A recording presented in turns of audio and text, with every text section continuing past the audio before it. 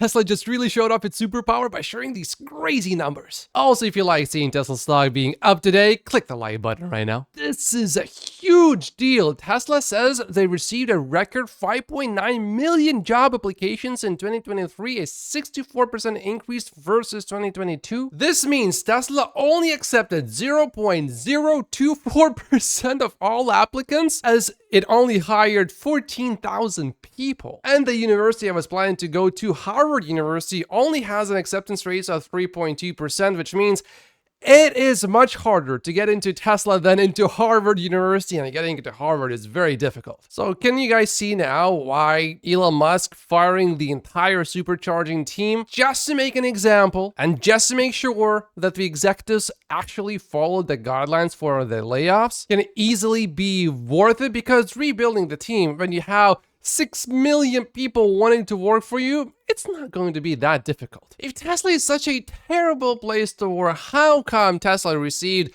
an increase of 64% of job applicants? If someone at Tesla has low morale, they probably shouldn't be there, because it shouldn't be too hard to find someone to fill in their position. And that new person, is going to be extra motivated. So this is really a major superpower that Tesla has. In the company-wide engagement feedback, over 80% of respondents agreed or strongly agreed that they are overall satisfied with working at Tesla, and the remaining 20% really should not be at Tesla. So what do you mean morale is low at Tesla? Tesla has over 100,000 employees. Can you find a few people that are unhappy? Yeah. And can you ignore this statistic right here? Only if you're silly. Look at this. This is definitely not just groundbreaking. Tesla is actually already building the Megapack factory in Shanghai. Giga Shanghai is going to be extremely close to the Megapack factory, which is going to be just across the river. And you can see that work is definitely being done. I think Tom Zhu being back in China is definitely contributing to this fast progress. But also, it's China, which gets things constructed fast. So Tesla bulls are saying it's a big deal. Tesla announced that it is working with its customers on Megapack projects upwards of 3,000 megawatt hours and expects total deployments in 2024 to grow by at least 75% compared to 2023. Remember the days when Tesla's automotive business grew by 50% year over year? Well, the energy business is gonna exceed that in 2024. This is important. Pay attention. This is an exclusive video that I just uploaded on Patreon. There's gonna be a link down below to sign up. Starting with June especially, I will be doing a lot more of these. Also tomorrow, I'm involved in a large business transaction, so I need to pay attention to that. No daily video for me tomorrow. I will post a quick video on Patreon though. After removing all job postings in North America 1 month ago, Tesla has just posted new job listings in the autopilot and robotics category, which shows clearly to us that Tesla is making progress and is committed to that field. And the cuts largely, I think, happened because Tesla wants to spend more money on this category. And also the other parts of Tesla's business got a little bit inefficient, and Elon Musk is just cleaning house. All other categories still show no job listings. Tesla has introduced a new lunar silver color for the Model S and Model X for $2,500. Many people seem to love the color. Oh, even James really likes it. Yeah, it does look quite nice, especially when you have these red brakes.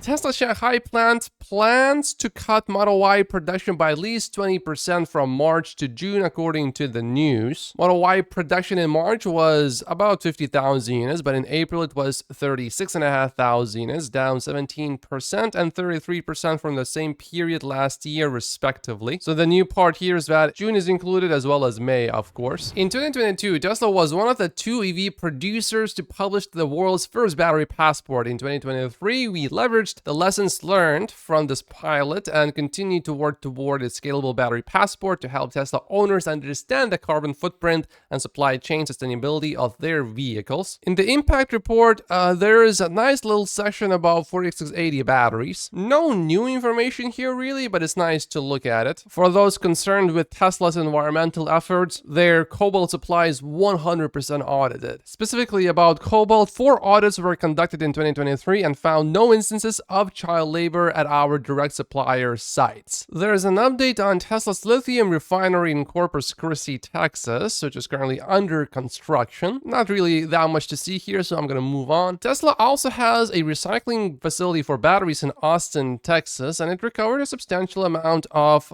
these materials. It's nice to see that the batteries are not going to waste. Fred spotted something. Can someone give me a reasonable explanation to justify calculating the uptime by taking the average percentage of sites globally that had at least 50% of their daily capacity functional for the year? This is about superchargers. I am trying real hard to understand how that is not cheating, but I'm coming up short. So Tesla is playing with the numbers here a little bit, but from my personal experience, I know that Tesla superchargers are amazing. I never had a problem, not even once. And the people that I personally know in person, none of them told me that they ever had a single problem with any supercharger ever. Now, the way I understand the numbers that Tesla is giving here is that it's looking at reliability of the whole charging location and not so much at each individual stall. For example, let's say there are 10 charging stalls. 2 of them break down. You can still use 8, so when you arrive at the location, you will still be able to charge. But if the location is always busy, if a supercharger is down, that will count as a supercharger that's actually down, because if a location is full and you arrive there, and even if it's just one supercharger that's down, you will need to wait a little longer. So from the perspective of a consumer, I am totally fine with these numbers. As an investor, I would like to know the reliability of each individual charging stall as well. It's great to have this metric, but give me the numbers of each individual charging stalls too. This is great. There's this bank in Austria, which now allows people to vote. Here's another institution in France, Spain. And Warren got this email: I was going to be too lazy to vote for Elon's pay, but hearing that you sold 20% of Tesla stock, I'm going to vote. I want you to be able to buy back with confidence. You deserve it, having kept the faith all these years. So vote if you haven't yet, and if you did, you're awesome. We have more evidence that the next FSD version is going to roll out to the customers, because we are seeing Tesla ADAS operators at the chuck turn. We know the version already went out to some Tesla employees, but it should soon come to us as well. If Tesla FSD version 12.4 actually achieves a roughly 5 to 10x improvement in miles per intervention, as Elon Musk claims it will, or even comes close to that, it is far more important in the long run than whether Tesla delivers 410 or 430,000 vehicles this quarter, or even a lot less than 410,000. And look, you all know how skeptical James can get, but current safety critical disengagement rate is about once 120 city miles or once 350 overall miles. So one safety disengagement every several days on average, which, yeah, if these are averages, specifically safety critical disengagements, I mean, I intervene more often than that, but usually just for comfort and almost never for safety related reasons. So if 12.4 brings that to one disengagement per month or so across multiple geographies, this would be very promising. And we already know that's going to happen in the future inevitably. It's just a matter of time. When exactly is it happening? Is it really going to happen with the next release? We'll find out very soon. And for Omar in San Francisco, where of course it is going to work a little bit better because there's just more data over there and all the Tesla engineers live in San Francisco. But over there, 12.3.6 is already completing 75% of real rideshare pickups and drop-offs with 0 interventions. 100% of them for Omar with no safety critical interventions. Now, of course, keep in mind that he's only basing this on 4 rides he just recorded, but the next version is supposed to be much better in terms of interventions. Oh, and he actually did more than just 4. He did 6. He had 1 intervention, so 83% of the drives were completed without interventions, and all were completed without safety critical interventions. Look at this. Whoa! A big shout out goes to Waymo for preventing this big crash. I don't know what happened here. Hopefully that person wasn't thinking, oh, there's a Waymo here, let me crush it. I assume it was benevolent, but Elon replied to this, we will view humans driving cars in the future the same way we view human elevator operators today. Do they still exist? I haven't met a single one. Maybe I'm too young to know. I know they used to exist a long time ago, but now I've never heard of them. Tesla's doing a quick software update. This is a bug fix update that may include undocumented changes. Cybertruck Power Share is now live actually, so that's great. Oh, and check this out. Cybertruck Power Conversion System seems like a big upgrade. This is from a 2022 Tesla Model Y, full of clutter, looks a bit, well, I mean, compared to this, disorganized, and this just looks neat. Now, I'm not an electrical engineer, but this guy, Paul Tan, is. It is a big deal. As an electrical engineer, I am mind blown. I would love to see Dr. Know-It-All make a video about this. SpaceX reportedly raised plan to sell shares valuing company at $200 billion. Wow. There is a community note, though, saying that Elon Musk himself denies the information reported on this article. Elon says SpaceX has no need for additional capital and will actually be buying back shares. We do liquidity rounds for employees and investors every 6 months. But I assume the valuation is going to be high still. If you have been watching all of my videos to the end, you remember me yapping about how I think SpaceX is a great company, and look at this. It is now going to go from $137 billion valuation to 200.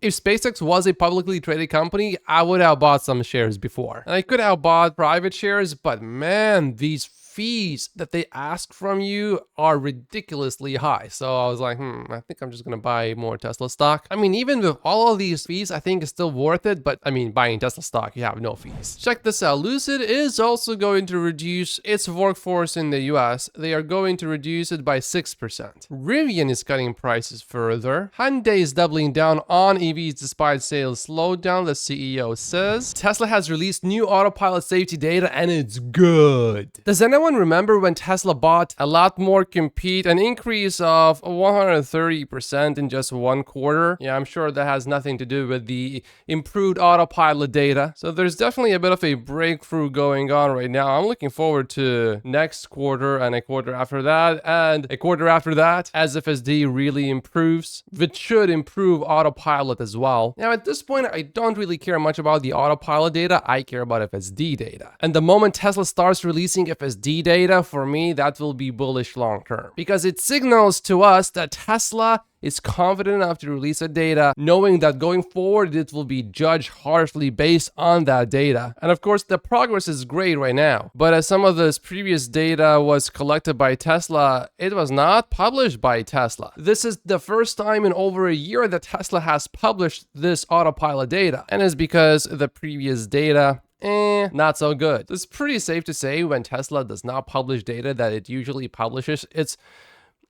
because it doesn't mean though that in the long term the direction is bad, because clearly the direction is positive. So as an investor, I don't mind it because that prevents Tesla bears from pointing at something in the short term, when in the long term everything is actually just fine. Electric is disappointed with this lack of transparency. I mean, the lack of transparency that most other companies don't even ever deliver on. Think about some of the big car brands. Do they release their ADAS system data and the number of crashes experienced under their systems versus when their systems are off? To me, this is a little bit like complaining about Tesla not being green enough. Okay, sure, Tesla can do better. There's always something better to do. For example, Tesla was sued here because of pollution in Fremont. What do you want to do? Just close the whole company and increase the overall pollution because now you're going to be left with all of these gas-powered vehicles only? Tesla is always striving to do better, which is what really matters. But Fred acknowledges that Tesla is going in the right direction here.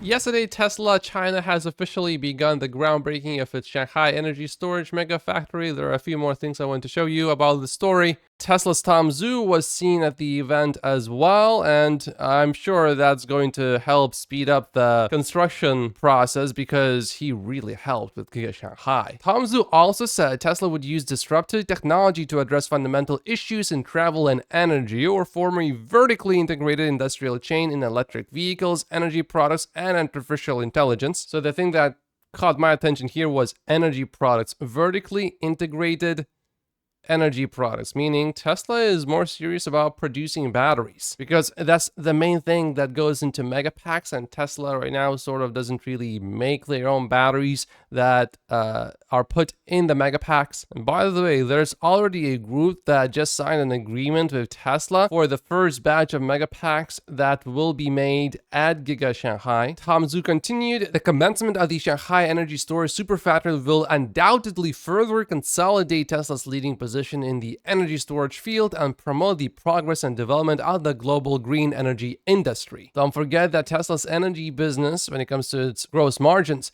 it already exceeds Tesla's automotive business, and that business is just getting started. With our Shanghai Megafactory currently under construction and initial production starting later this year, we see a great opportunity to manufacture our Megapack product in China, to compete in the China market directly, and of course to ship globally. So yeah, the products made at the Megapack factory in Shanghai will not just be sold in China, they will be sold globally. Nvidia just had its earnings release, and they said we supported Tesla's expansion of their AI training cluster to 35,000 H100 GPUs. Their use of Nvidia AI infrastructure paved the way for breakthrough performance of FSD version 12. We expect automotive to be our largest enterprise vertical within data center this year, driving a multi-billion revenue opportunity across on-prem and cloud consumption. Elon just reposted this. Pay attention. Well, Tesla is far ahead in self-driving cars, but every single car someday will have to have autonomous capability. It's safer, it's more convenient, it's more fun to drive. And Nvidia stock just jumped 10%. That's because Nvidia delivered a massive beat across the board. Gross margins remain above 70%. These are some crazy numbers. At the end of 2022, they were barely making any money compared to now. For how long do you think this will keep going? The operating margin is at 64.9%. Just a year ago, Nvidia's market cap was 750 billion. Now it's over 2.5 trillion. And if you think that something like this is going to happen to Tesla as well, you're right. Just need a little bit of patience, and when it happens inevitably for Tesla stock, I will be in Tesla stock. Now, Nvidia suggests that autonomous vehicle progress goes up substantially in cost and progress stalls out rapidly over time. But once it's quite a bit safer than human driving, there's not going to be that much of a point to make it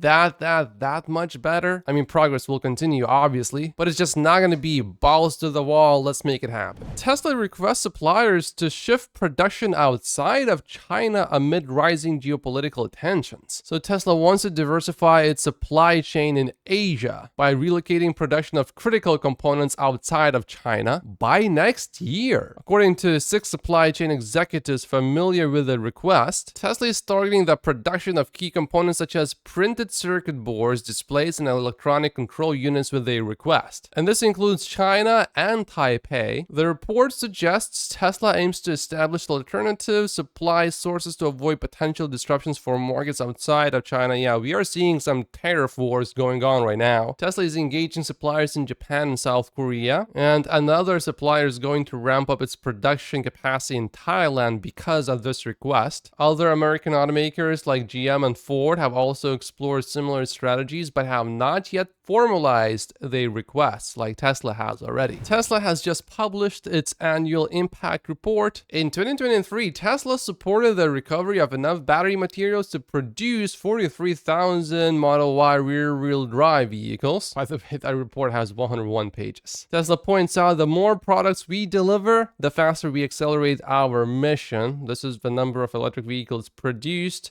throughout all these years. Tesla is not including microcars in this chart. Tesla points out while it takes more emissions to produce an EV, within 3 years of driving, it's actually better than a gas-powered car. Not even to mention that when an EV drives past you, you're not gonna suffocate. Every time an EV drives past me when I'm taking a walk, I smell the future. And I'm telling you, the future does not stink. Tesla makes the most efficient electric SUV on the road. BYD is not even on this list. Our global supercharger network was 100% renewable again in 2023. The carbon impact of ICE vehicles remains the same every year of use. In 2023, Tesla solar owners generated enough zero emissions electricity to power all Tesla locations, including manufacturing, supply support, research, sales, service, and delivery locations more than 3 times. Last year, the global fleet of Tesla vehicles, energy storage, and solar panels enabled Tesla customers to avoid emitting an equivalent to about 51 billion miles of driving an internal combustion engine vehicle. Wow, and check out how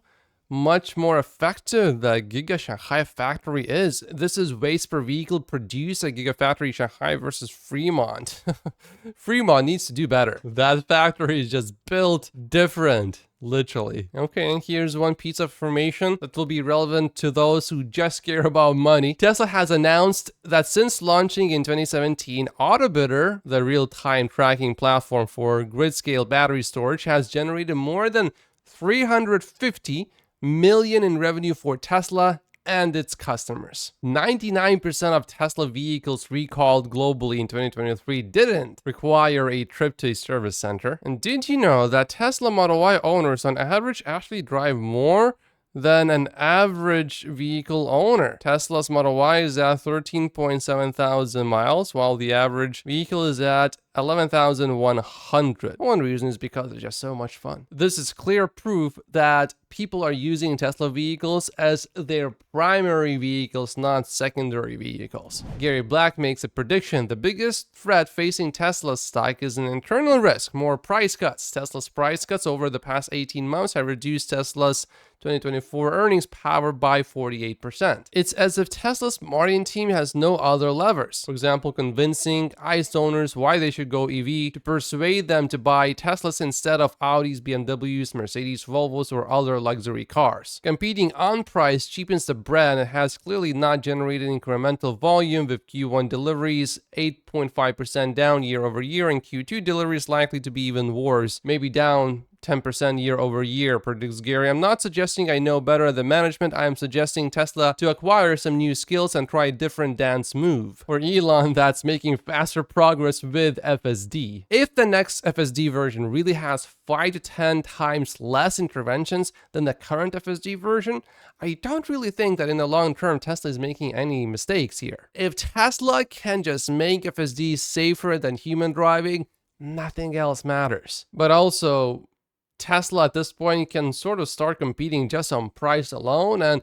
I don't think it was ever intended for Tesla to be a luxury car brand. It just happened to be so for now. Tesla's plan was to accelerate the world's transition to sustainable energy, not specifically through luxury vehicles, but through transport, which to me sounds like the most affordable, best in terms of reliability and safety. It just has to be the best economical choice. And check this out. Price cuts have increased EV adoption in Mexico, where this person lives. I see more Model Ys than RAV4s and more Model 3 Highlands than Camrys. And the Chinese automakers are taking the Mexican market over. In just about 36 months, they have taken about 25% of the market share, supposedly. Wow. Warren, who just sold 20% of his Tesla stock, clarifies his position. To be clear, I'm saying I don't think the stock will go up much on a yes vote, approving Elon's compensation package. Historically, Tesla does not rise on good news, especially not in the first 24 hours, but I'm not playing a timing game. I think the risk is closer to 20%, and I'm taking some risk off the table temporarily for what I see as a low-cost move. I explained my thoughts and my thinking on Sunday on a Patreon video. You can check it out. There's a link down below to sign up. Among some of the institutional investors,